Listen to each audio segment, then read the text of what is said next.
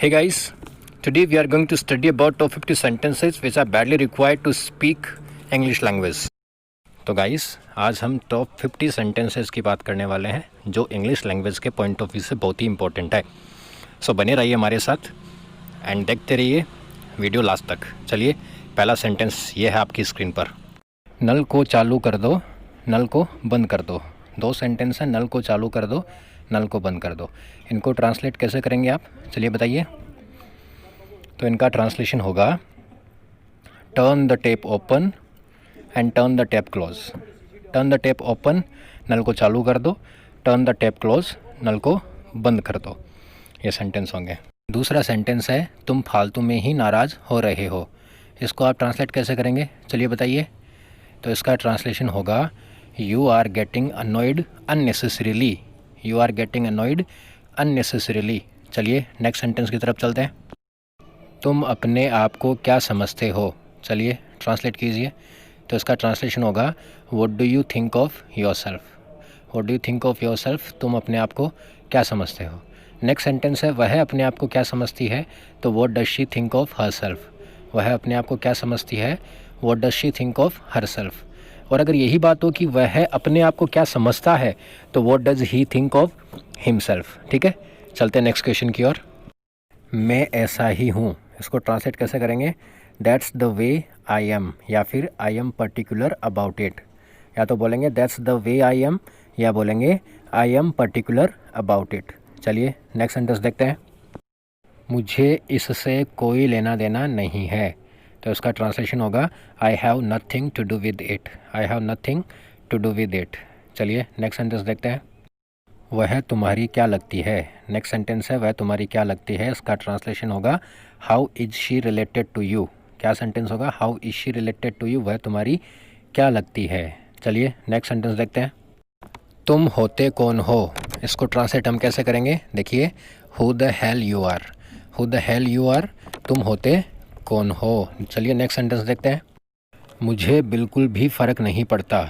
इसका ट्रांसलेशन होगा I don't care at all. क्या सेंटेंस होगा, I don't care at all. चलिए नेक्स्ट सेंटेंस देखते हैं. बिल्कुल भी नहीं, इसका ट्रांसलेशन होगा नॉट एट ऑल. बिल्कुल भी नहीं, नॉट एट ऑल. चलिए नेक्स्ट सेंटेंस देखते हैं. मुझे नाचना बेहद पसंद है.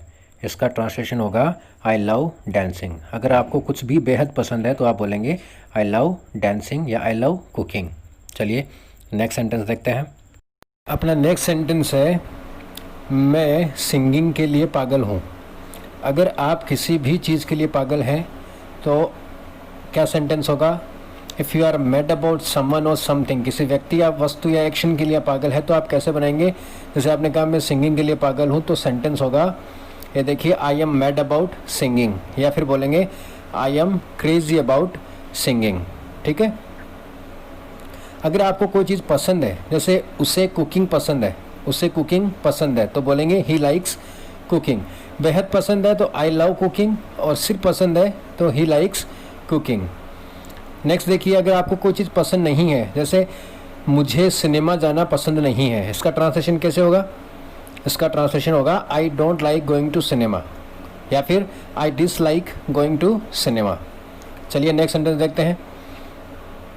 अगर आपको कोई चीज़ ना तो पसंद है और ना ही आप उसे नापसंद करते हो तो उसके लिए क्या सेंटेंस होगा.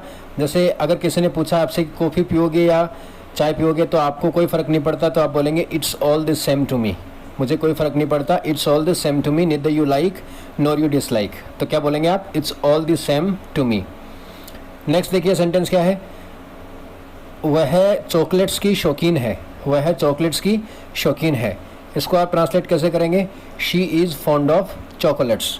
अगर आप किसी भी चीज़ के शौकीन हो तो फॉन्ड ऑफ से सेंटेंस बनेगा she is fond of chocolates. अगर आपको डांस के शौकीन हो तो आप बोलेंगे I am fond of dancing. Next, अगर आप किसी चीज़ से नफरत करते हो तो सेंटेंस कैसे बनेगा. जैसे आपने कहा मुझे झूठ बोलने वालों से नफरत है तो आप क्या बोलेंगे I hate lawyers. I hate lawyers. या फिर आप बोलेंगे आई can't stand lawyers. I can't stand lawyers. जैसे आपने कहा मुझे झूठ बोलने से नफरत है तो I can't stand telling a lie. I can't stand telling a lie. ठीक है. चलिए नेक्स्ट सेंटेंस देखते हैं. आपने कहा मैं स्मोकिंग बर्दाश्त नहीं कर सकता या मैं धूम्रपान बर्दाश्त नहीं कर सकता, तो इसका ट्रांसलेशन क्या होगा? I can't beer smoking. क्या होगा? I can't beer smoking. Next sentence है मैं तुमसे तंग आ चुका हूँ। मैं तुमसे तंग आ चुका हूँ, इसका ट्रांसलेशन क्या होगा? I am fed up with you.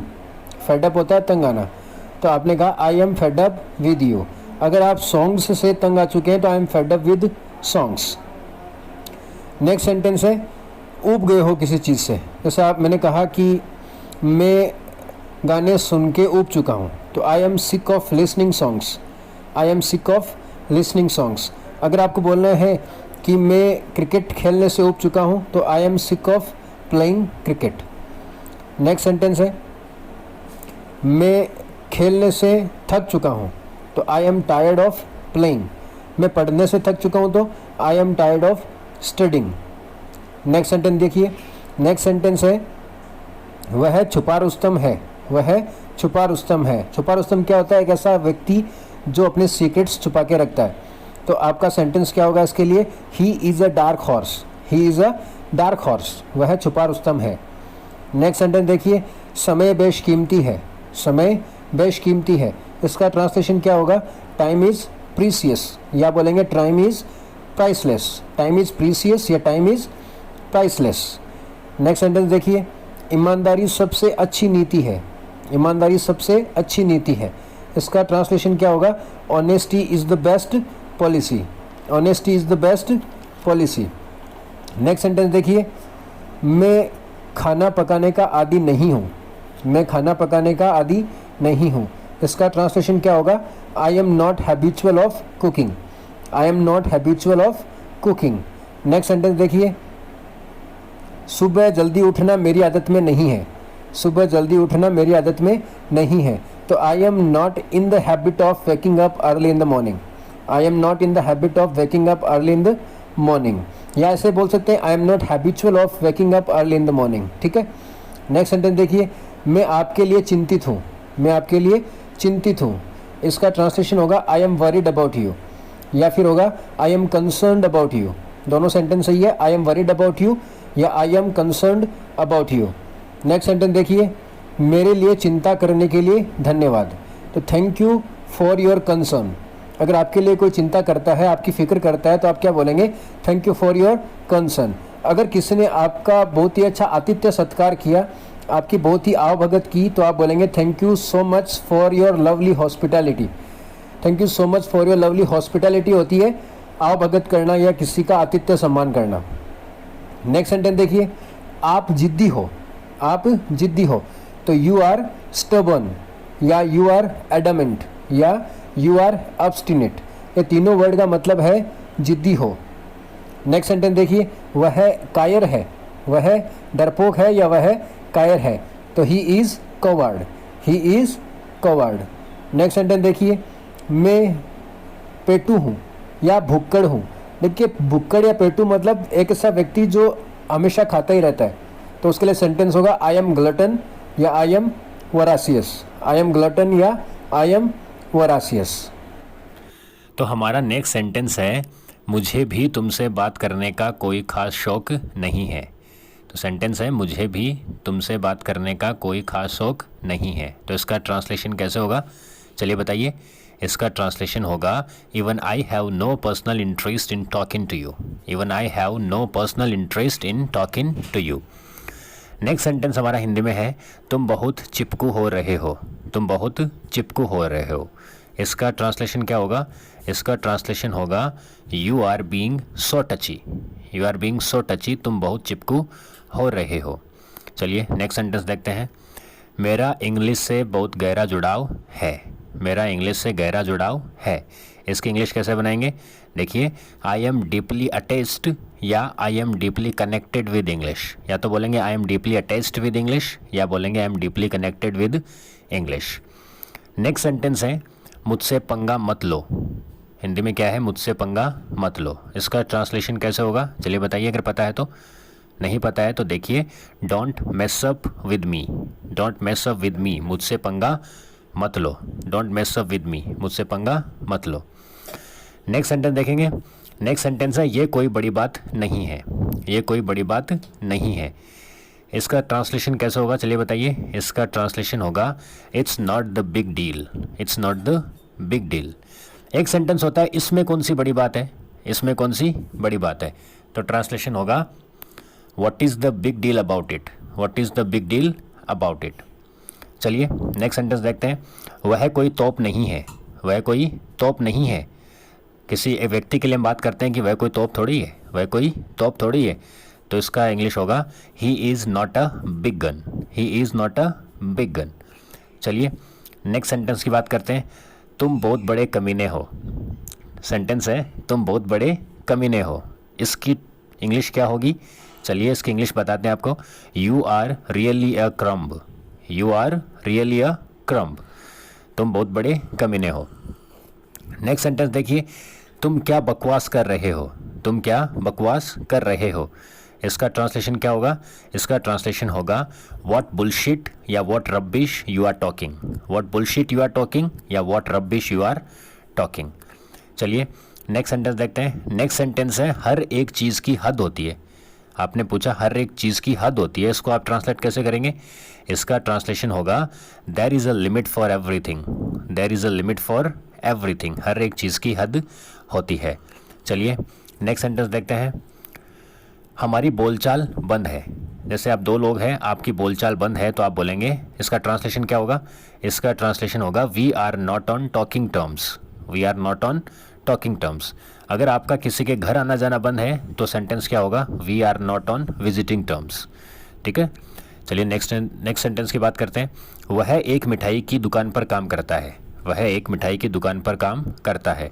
इसका ट्रांसलेशन कैसे होगा चलिए बताइए। इसका ट्रांसलेशन होगा he works at a confectionery shop, he works at a confectionery shop. ध्यान रखिएगा कॉन्फेक्शनरी शॉप होती है मिठाई की दुकान, और हलवाई जो होता है वो होता है कॉन्फेक्शनर। ठीक है, नेक्स्ट सेंटेंस देखिए। मैं तुम्हें भली भांति जानता हूँ, मतलब अच्छे से जानता हूँ, अंदर से भी और बाहर से भी। तो इसका इंग्लिश ट्रांसलेशन क्या होगा, इसका ट्रांसलेशन होगा I know you ins and out, I know you ins and out. चलिए नेक्स्ट सेंटेंस की तरफ बढ़ते हैं। नेक्स्ट सेंटेंस है जो हुआ सो हुआ, जाने दो। तो उसका ट्रांसलेशन क्या होगा, उसका ट्रांसलेशन होगा let bygones be bygones, let bygones be bygones, जो हुआ सो हुआ। नेक्स्ट सेंटेंस देखिए। नेक्स्ट सेंटेंस है मेरा पेट भर गया है, मेरा पेट भर गया है। इसकी इंग्लिश क्या होगी, इसकी इंग्लिश होगी I am stuffed, I am stuffed, मेरा पेट भर गया है। नेक्स्ट सेंटेंस देखिए। उसे जल्दी गुस्सा आता है, उसे जल्दी गुस्सा आता है। तो इसका ट्रांसलेशन क्या होगा, he is short tempered, he is short tempered. चलिए बढ़ते हैं नेक्स्ट सेंटेंस की ओर। नेक्स्ट सेंटेंस है मूसलाधार वर्षा हो रही है या मूसलाधार बारिश हो रही है। इसका ट्रांसलेशन क्या होगा, इसका ट्रांसलेशन होगा it's running like cats and dogs, it's running like cats and dogs, या आप बोलेंगे इट्स रनिंग हैविली। ठीक है, चलिए नेक्स्ट सेंटेंस देखते हैं। तुम महज एक बलि के बकरे हो, तुम महज एक बलि के बकरे हो। इसका ट्रांसलेशन क्या होगा चलिए बताइए। देखिए आपको नहीं पता है तो ट्रांसलेशन इसका होगा you are just a scapegoat, you are just a scapegoat. तो ये हो गया तुम बलि के बकरे हो। नेक्स्ट सेंटेंस है यह मेरे बस की बात नहीं है, ये मेरे बस की बात नहीं है। इसका ट्रांसलेशन क्या होगा, it's not up to me, या फिर it's beyond my capacity, it's beyond my capacity, ये मेरे बस की बात नहीं है। नेक्स्ट सेंटेंस देखिए। मेरे लिए यह बाएं हाथ का खेल है, मेरे लिए यह बाएं हाथ का खेल है। इसका ट्रांसलेशन होगा it's like child's play for me, it's like child's play for me, मेरे लिए यह करना बाएं हाथ का खेल है, it's like child's play for me. Next sentence देखिए।